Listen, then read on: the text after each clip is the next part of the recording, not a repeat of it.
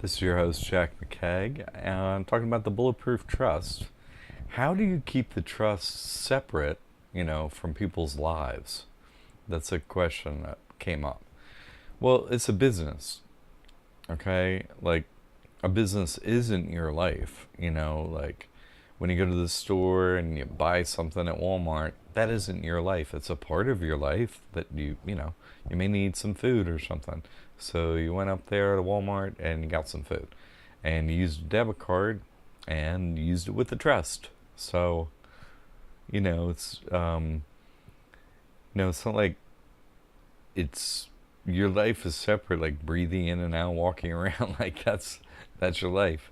And then handling your financial affairs is just one aspect of your life. Everyone has to engage in some sort of commerce, finances. This is just the optimal way to do it. There is no more optimal way. So in addition, because like a church is protected by a higher power than a government, of course, it enters your life that the government no longer has jurisdiction over you, the individual. They tricked you into that anyway, saying this person is you. Is this you?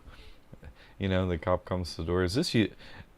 Can I see your ID? I was like, you can see the ID I have that I can use, but it's yours. It has, state of Florida on the top of it. That's not my ID. Like, you issued it to me. It's not mine. So don't take ownership of anything. It's just a business. Here's the ID. Yeah, I have that for you. Whatever. But it's not you.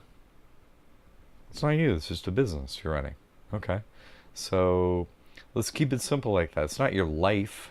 It's just how you operate the finances, the buying and selling of things, the owning of things, stuff like that. It's interwoven into your life, because the higher power protects you. Protects you more than the government does. Protects you fully, and the government never protects anyone. They just fake that they do.